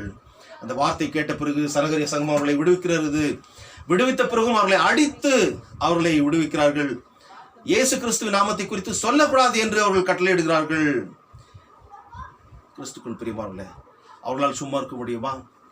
அவர்கள் அந்த 40ஆம் வசனத்தில் பார்க்கிறோம், 41ஆம் வசனத்தில் பார்க்கிறோம். அவருடைய நாமத்துக்காக தாங்கள் அவமானம் அடைவதற்கு பாத்திரராய் எண்ணப்பட்டபடினாலே சந்தோஷமாய் ஆலோசனை சங்கத்தை விட்டு புறப்பட்டு போய் தினந்தோறும் தேவாலயத்திலேயும் வீடுகளிலேயும் இடைவிடாமல் உபதேசம் பண்ணி இயேசுவே கிறிஸ்துவென்று பிரசங்கித்தார்கள். அங்கே பார்க்கின்ற போது அந்த ரபைனிக் டிடாக்கே என்று அல்ல, அதாவது அங்கிருந்த ரபிமார்கள், அதாவது யூதர்களுடைய அந்த உபதேசம் அல்ல, அப்போஸ்தலர் உபதேசத்தை அங்கே அவர்கள் பயிற்றுவிக்கின்ற சொல்லுகின்ற காரியத்தை நாம் பார்க்கிறோம். அப்போஸ்தலர் டிடாக்கே, அப்போஸ்தலர் உபதேசத்தில் அவர்கள் வளர்ந்தார்கள். சுவிசேஷம் அறிவிக்கப்பட்டது தேவாலயத்திலேயும் தினந்தோறும் என்று சொல்லி பார்க்கிறோம், வீடுகளிலேயும் இடைவிடாமல் உபதேசம் பண்ணி இயேசுவே கர்த்தர். அங்கே ஏற்கனவே சொல்லப்பட்டிருந்தது நீங்கள் சொல்லக்கூடாது என்று சொல்லி, ஆனால் அவர்கள் போய் செய்தார்கள். என்னுடைய ஜீவன் போனாலும் கூட பரவாயில்லை என்று சொல்லி கடவுளுக்காக அவர்கள் சாட்சி கொடுத்தார்கள். கிறிஸ்துக்குள் பிரியமானவர்களே, கடைசியாக ஒரே ஒரு ஸ்டோரியை சொல்லி நான் முடிக்கிறேன். அதாவது இது உண்மையாக நடந்த சம்பவம். அது இந்த பகுதியில் இந்த நேரத்தில் நான் சொல்ல விரும்புகிறேன். The prominent medieval Egyptian historian al Maqrizi என்பவர் இப்படியாக ஒரு காரியத்தை சொல்லுகிறார். அதாவது the 14th இஸ்மாயிலி இமாம் என்பவர், அதாவது அவருடைய பெயர் the 4th ஃபாட்டிமிட் கேலிஃப் அபு தமீம் மாத் அல் முவைஸ்லி தின் அல்லா என்பவர். இவர் ஒரு கேலிஃப், அதாவது எகிப்து தேசத்தில் ஒரு இஸ்லாமிய ஒரு மத குருவாக, ஆட்சியாளராக 953 AD between 953 ADயிலிருந்து 975 AD வரைக்கும், அதாவது 10வது நூற்றாண்டிலே அவர்கள் ஆட்சி செய்து கொண்டிருந்த போது அவன் அங்கிருந்த இந்த காப்டிக் கிறிஸ்டியன்ஸ், அதாவது 15% மக்கள் எகிப்தில் கிறிஸ்தவர்கள் உண்டு, அவர்களெல்லாம் தங்களுடைய ஆலயத்தை மூடிவிட வேண்டும் என்று சொல்லி ஒரு கட்டளை கொடுத்தான். கட்டளை கொடுத்தது மாத்திரமல்ல, யாரும் உள்ளே போகக்கூடாது, எந்த பாடல் சத்தமும் கேட்கக்கூடாது, மணி ஓசை கேட்கக்கூடாது என்று சொல்லி அவன் கட்டளை கொடுத்தான். அந்த கட்டளையை பார்த்து மக்களெல்லாம் வேதனையோடு தவித்து கொண்டு வீடுகளிலே இருந்தார்கள். அநேக மக்கள் பாலைவனங்களுக்கு நடந்து சென்று எங்காவது சேர்ந்து ஜெபிக்கலாம் என்று நினைத்த போது கூட தூரம் நடக்க முடியாது. ஆகவே அவர்கள் ஒவ்வொரு நாளும் இந்த அறிவிப்பை கேட்ட பிறகு வந்து தங்களுடைய வீடுகளில் ஒவ்வொரு நாளும் ஒவ்வொரு வாரமும் ஆண்டவரை துதித்து பாடி அவரை ஆராதித்து வழிபட்டு வந்தார்கள். ஆனால் இந்த அரசன், இந்த ஒரு கேலிஃபேட் என்ன பண்ணான், என்ன செய்தான் என்று பார்க்கின்ற போது, இது ஒரு நாள் 2 நாள் 9 வருடம். கொஞ்ச நாளாக யோசிச்சு பாருங்க. இன்றைக்கு இந்த கொரோனா வைரஸ்னால நாம் வீடுகளுக்குள்ளாக 21 நாள் தங்கியிருக்க வேண்டும் என்று சொல்லி மறுபடியும் அது எக்ஸ்டென்ஷன் பண்ணப்பட்டது, இன்னொரு 14 நாட்களுக்கு என்று 40 நாள் என்று. ஆனால் 9 வருடம் எவ்வளவாக அவர்கள் துடித்து போயிருப்பார்கள். ஆனாலும் கூட அவர்கள் தங்களுடைய இல்லங்களிலே கடவுளை ஆராதித்து தொழுது கொண்டு கடவுளை பாடி துதித்து வந்தார்கள். கிறிஸ்துக்குள் பிரியமானவர்களே, 9 வருடத்துக்கு பிறகு அவன் ஒரு நாள் யோசித்தான், இவர்கள் எப்படியாக நசுக்கப்பட்டிருக்கிறார்கள் என்பதை போய் பார்க்கலாம் என்று சொல்லி அவன் நினைத்தான். After 9 years, Caliph wanted to see how the Coptic Christians were now crushed and silenced என்று சொல்லி அவன் ஒரு மார்வேடம் போட்டு அவன் அந்த கெய்ரோ நகர் வீதிகளிலே, பழைய கெய்ரோ நகர் வீதிகளிலே செல்கின்ற போது, அங்கே அவன் நடக்கின்ற போது வீடுகளெல்லாம் ஒரே சத்தம். என்னென்று பார்க்கும்போது ஜபம், பாடல் துனி, ஆண்டவரை துதிக்கின்ற ஒரு சத்தத்தை கேட்டான். அவனுக்கு ஒரு அவமானமாக போய்விட்டது. அவன் செல்லுகின்ற இடங்களெல்லாம் அப்படி கேட்க ஆரம்பித்தது. அதன் பிறகு அவன் வந்தான். மறுபடியும் தன்னுடைய அரண்மனை திரும்பின பிறகு அவன் he issued a decree. என்ன என்றால் he issued a decree to open their churches and let them pray as they please. அவன் கொடுத்த அந்த கட்டளை இதுதான். I thought that I had closed the church in every street only to find out that then I opened the church in every house. நான் கொடுத்த அந்த ஒரு கட்டளையின் மூலமாக இவர்களை ஒடுக்கிவிடலாம் என்று நினைத்தேன். ஆனால் இன்றைக்கு நிலைமை தலைகீழாக மாறி ஒவ்வொரு வீடுகளிலும் திருச்சபைகள் எழும்பி இருக்கிறது என்று சொல்லி, இப்பொழுது நாமும் கூட இருக்கின்ற நிலைமை அப்படித்தான். வருங்காலத்தில் எப்படி நடக்கும் என்று சொல்ல முடியாது. கிறிஸ்துக்குள் பிரியமானவர்களே, கர்த்தரே தெய்வம் என்று அறிவிக்க நீயும் நானும் வீட்டிலிருந்தே நாம் ஆயத்தப்பட வேண்டும். இங்கேயே நாம் துதிக்க பழக்கப்பட, எந்த ஒரு சூழ்நிலை வந்தாலும், எந்த விதமான கட்டுப்பாடுகள் வந்தாலும் கூட வருங்காலத்தில் எப்படி இருக்கும் என்று சொல்ல முடியாது. ஆனால் கடவுளுக்காக நாம் நிற்கின்ற போது, சாட்சிகளாக வாழ்கின்ற போது அவருடைய நாமம் அறிவிக்கப்படும். அதனை கேட்கின்ற மக்கள் திருச்சபையிலே சேருவார்கள். கடவுளுடைய நாமம் மகிமைப்படும். பரலோகத்திலே அவர்களை நாம் கொண்டு செல்ல முடியும். ஆகவே இப்பேற்பட்ட ஒரு பாக்கியமான வாழ்வுக்குள்ளாக நம்மை ஒப்பு கொடுத்து சீஷர்களைப் போல நாமும் அவருக்கு ஏற்ற சாட்சிகளாக இந்த உலகத்தில் வாழ பரிசுத்த ஆவியானவர் தாமே நம்மை பலப்படுத்தி ஆசீர்வதித்து காப்பாராக. ஆமென். லாபத்துக்கு மேலான தெய்வீக சமாதானம் நம்முடைய இருதயங்களையும் சிந்தனைகளையும் கிறிஸ்து இயேசுக்குள்ளாக நம்மை பலப்படுத்தி காப்பாராக. ஆமென். தோத்திர கீதத்தை நாம் பாடுவோம். கடவுளே சுத்த இருதயத்தை என்னிலே சீரோஸ்ரீயோ, நிலைவரமான ஆவியர் உள்ளத்திலே புதுப்பியோ, உமது சமூகத்தினேன்று என்னை தள்ளி விடாதீரோ, உமது பரிசுத்த ஆவியை என்னிடத்திலிருந்து எடுத்துக்கொள்ளாதீரோ, உமது இரட்சணிய சந்தோஷத்தை தீரோம்பவும் எனக்கு தாரும், உற்சாகமான ஆவி என்னை தாங்கும்படி செய்யோ.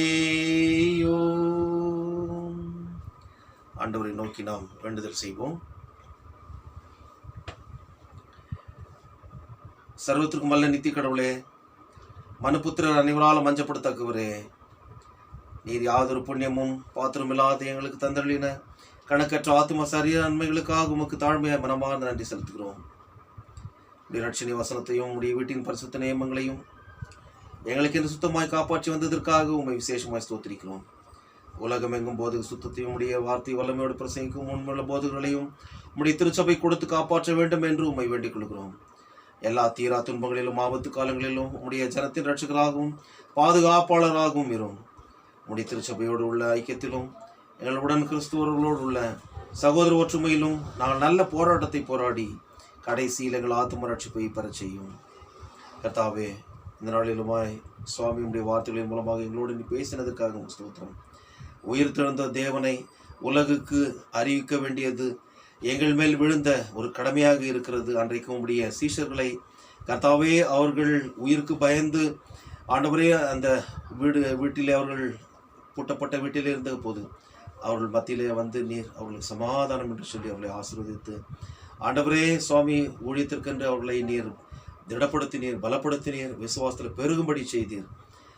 நாங்களும் கூட கர்த்தாவே இந்த உலகத்தில் ஆண்டவர் பல்வேறு விதமான சூழ்நிலைகளில் வீடுகளிலே ஆண்டவரே நாங்கள் இப்பொழுதுமாய் சுவாமி உம்மை ஆராதிக்கின்ற ஒரு நிலைமைக்குள்ளாக நாங்கள் தள்ளப்பட்டிருந்தாலும் கூட கர்த்தாவே உம்முடைய வார்த்தைகளின் மூலமாக எங்களை ஏவி எழுப்பி உம்முடைய சுவிசேஷத்தை அறிவிக்க உம்முடைய சீஷர்கள் கடந்து சென்றதை போல நாங்களும் புறப்பட்டு செல்லத்தக்கதாகவும் நாங்கள் இருக்கின்ற இடங்களிலேயே கூட ஆண்டவரே உம்மை அறியாத மக்களுக்கு நாங்கள் உம்மை அறிவித்து அவர்களை உம்முடைய பரலோக மந்தியில கொண்டு வந்து சேர்க்கும்படியாக இயேசுவே கிறிஸ்து என்று சொல்லி கர்த்தரே தெய்வம் என்று சொல்லத்தக்கதான ஒரு ஆண்டவரை சாட்சியுள்ள வாழ்க்கை ஆண்டவரை எங்கள் ஒவ்வொருவருக்கும் நீ கொடுத்து நீ வழிநடத்த ஜெபிக்கிறோம்.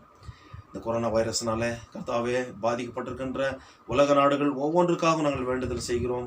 அமெரிக்க ஐக்கிய நாடுகள் மற்றுமாய் கர்த்தாவே இத்தாலி, ஸ்பெயின், ஜெர்மனி, பிரான்ஸ் மற்றுமாய் ஈரான், எங்களுடைய பாரத தேசம் என்று சுவாமி இன்னும் அநேக நாடுகள் சுவாமி நாங்கள் ஒருவேளை பெயர் சொல்லாவிட்டாலும் கூட எல்லாவற்றையும் அறிந்து தேவனாக இருக்கிறீர்.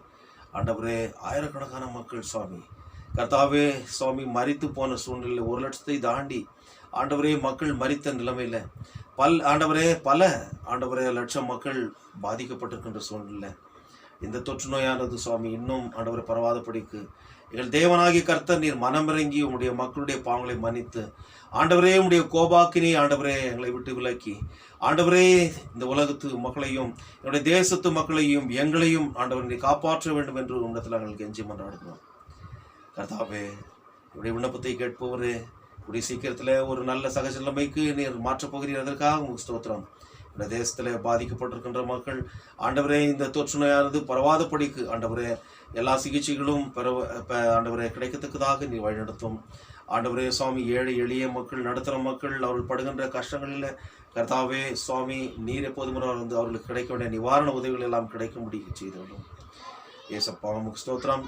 கர்த்தாவை தொடர்ந்து ஆண்டவரை வீழ்ச்சி அடைந்திருக்கின்ற பொருளாதாரம் ஆண்டவரை மறுபடியுமாக நல்ல நிலைமை குறத்தக்கதாக என்னுடைய தேசத்திலும் ஆண்டவரே உலக அளவிலும் சுவாமி பொருளாதாரம் மேம்படைய ஆண்டவரே இனிவன் நாட்களிலே எங்கள் அப்பா நீர் கிருபை செய்ய வேண்டுமா ஜெபிக்கிறோம். இந்த நாளிலுமா என்னுடைய திருச்சபையின் முகாம சங்கத்திற்காகவும் மாதர் சங்கத்திற்காகவும் கர்த்தாவை சிறு பிள்ளைகளுக்காகவும் ஆண்டவர் நாங்கள் வேண்டுதல் செய்கிறோம். கர்த்தாவை ஒவ்வொருவரையும் தனித்தனியாகவும் பேராகவும் குடும்பமாக நீர் ஆசீர்வதியும் சுவாமி. தங்களுடைய பிறந்த நாளை கொண்டாடுகின்ற மக்களுக்கும் ஆண்டவரே திருமண நாளை கொண்டாடுகின்ற மக்களுக்காக விசேஷமாக ஜெபிக்கிறோம். கர்த்தாவை அவர்களை அதிகமாக நீர் ஆசீர்வதி சுவாமி. அருமை சகோதரி எல்லாவர்களுக்காகவும் அவருடைய மனைவியும் ஆண்டவரே சுவாமி தங்களுடைய ஆண்டவரே திருமண நாளை கொண்டாடுகின்ற அந்த மக்களை அதிகமாக நீர் ஆசீர்வதிக்க முடியாது ஜெபிக்கிறோம். கர்த்தாவே அதே போல நாங்கள் ஒருவருடைய பெயர் சொல்லாமல் விட்டிருந்தாலும் கூட ஆண்டவரே இந்த நாளில் இந்த வாரத்தில் ஆண்டவரே இந்த விசேஷ நிகழ்வுகளை ஆசிரிக்கின்ற மக்களை அதிகமாக நீர் ஆசீர்வதியும். கர்த்தாவே அதே போல நோய்பட்டிருக்கின்ற மக்களுக்காக பலவீனர்களுக்காக ஆண்டவரே சுவாமி கர்த்தாவை நாங்கள் வேண்டுதல் செய்கிறோம். கர்த்தாவே என்னுடைய திருச்சபையினுடைய உதவி தலைவராக இருக்கின்ற திருவாளர் எட்வர்ட் ஐயா அவர்களுடைய அக்கா திருமதி பிரேமா ராஜமாணிக்கம் அவர்களுக்காக நாங்கள் வேண்டுதல் செய்கிறோம். கர்த்தாவே அந்த அருமையான சகோதரிக்கும் நல்ல பரிபூர்ண சுகத்தையும் பலத்தையும் ஆரோக்கியத்தை கொடுத்து அவருடைய குடும்பத்திற்கு உடைய தெய்வீக சமாதானத்தை கட்டளையிட்டு ஆசீர்வதித்து வழிநடத்த ஜெபிக்கிறோம். இப்படி ஆண்டவரே என்னுடைய திருச்சபையினுடைய மூத்த விசுவாசிகள் ஆண்டவரே சுவாமி பலவீனமாக இருக்கின்ற போது கர்த்தாவே அவர்களுக்கு நல்ல பலத்தையும் ஆரோக்கியத்தையும் நீ கட்டளையிட்டு வழிநடத்த ஜெபிக்கிறோம். அதே போல அடியினுடைய தாயாருக்காக நாங்கள் வேண்டுதல் செய்கிறோம். கர்த்தாவே அவர்களுக்கும் நல்ல பரிபூர்ண சுகத்தையும் பலத்தையும் இந்த வயதான காலத்தில் நல்ல ஆரோக்கியத்தையும் நீர் கட்டளையிட்டு வழிநடத்த ஜெபிக்கிறோம். இப்படி ஏராளமான காரியங்கள் உண்டு சுவாமி.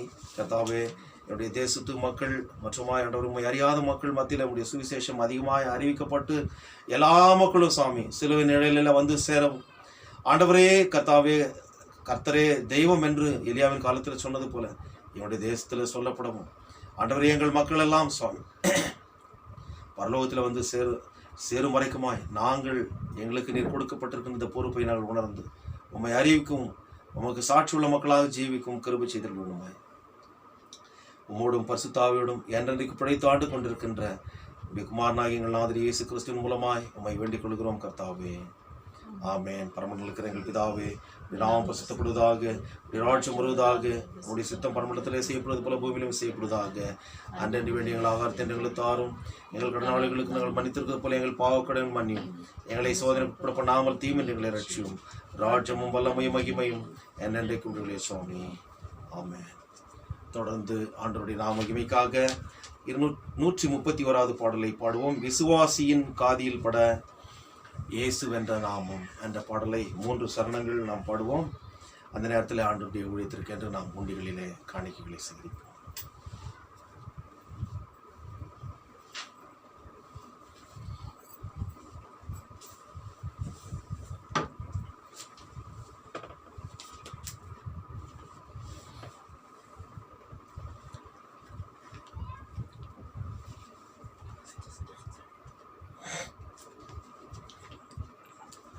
Keep it there.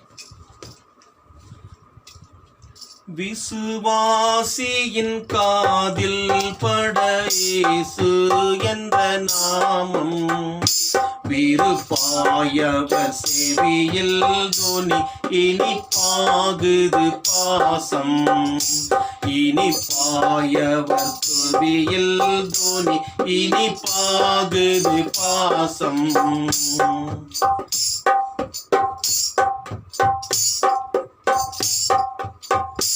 பசித்த ஆத்துமாவை பசியாற்றும் மன்னாதுவே மூசி பாறுதல் இளைத்தோர்க்கெல்லாம் மூற்றும் அந்த பெயரே. மூசி பாறுதல் இளைத்தோர்க்கெல்லாம் மூற்றும் அந்த பெயரே. துயரையது நீக்கி சுகமாக்கி குணப்படுத்தும் பயங்கள் யாவும் இயேசுவென்றால் பறந்தோடியே போகும். பயங்கள் யாவும் இயேசு என்றால் பறந்தோடியே போகும். காயப்பட்ட இருதயத்தை கழுவி சுத்தப்படுத்தும் மாயை கொண்ட நெஞ்சை அது மயக்கமின்றி விடுக்கும். மாயை கொண்ட நெஞ்சை அது மயக்கமின்றி விடுக்கும். விசுவாசியின் காதில் பட இயேசு என்ற நாமம் விருப்பாயவர் செவியில் தோனி இனிப்பாகுது பாசம். விருப்பாயவர் செவியில் தோனி இனிப்பாகுது பாசம்.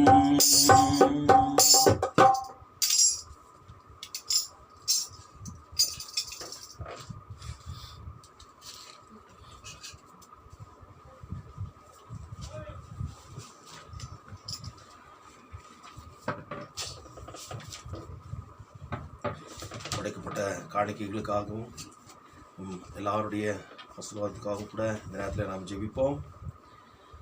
சர்வத்திற்கும் வல்ல நித்திய கடவுளே, இப்படி சன்னிதானத்தில் கர்த்தாவே சுவாமி படைத்திருக்கின்ற காணிக்கையை பிரியமாய் நீர் ஏற்று அங்கீகரித்து ஆசீர்வதியும்.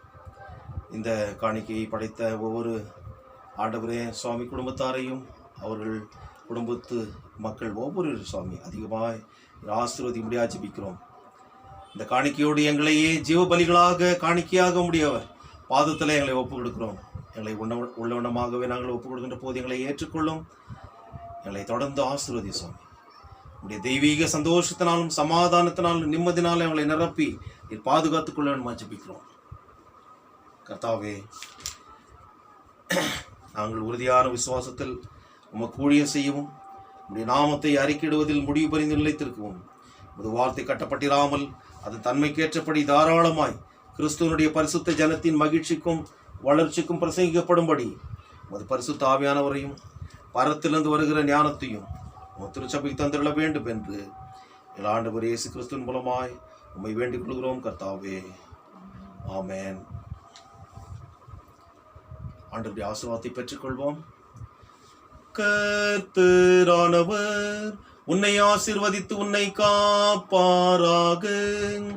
கர்த்தரானவர் தமது திருமுகத்தை உன்மேல் பிரகாசிக்க பண்ணி உன்மேல் கிருபையாயிருப்பாராக.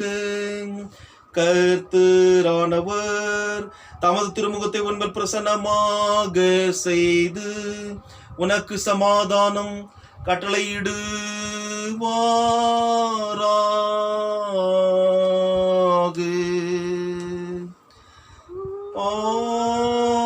ஆமென்.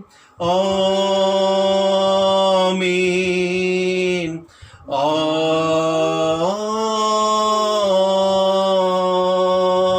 ஆமென். கர்த்தரே தற்காரும்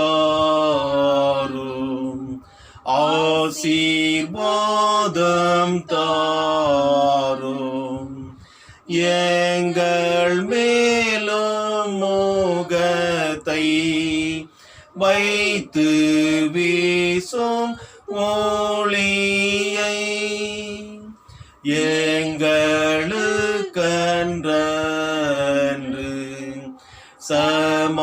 சமாதானம் தந்து கிறிஸ்தை காட்டி போதிக்கும் உமதாவியை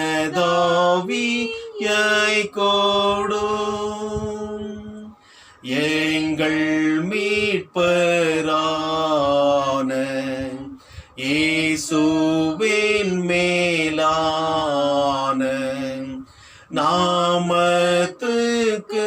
மகிமை.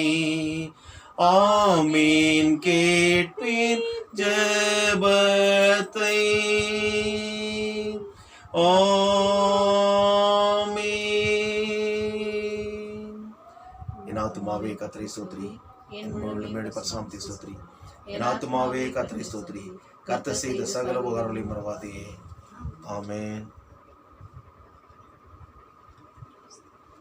கிறிஸ்துக்குள் பிரியமானவர்களே, உங்கள் அனைவருக்கும், வீடுகளிலிருந்து தொழுது கொண்டிருக்கின்ற உங்கள் அனைவருக்கும் ஆண்டவராகிய இயேசு கிறிஸ்து நாமத்தினால என் அன்பார்ந்த ஸ்தோத்திரங்களையும் வாழ்த்துக்களையும் தெரிவித்துக் கொள்கிறேன். கடவுள் தாமே நம்ம ஒவ்வொருவரையும் அதிகமாக ஆசீர்வதிப்பாராக. ஆமென். God bless you.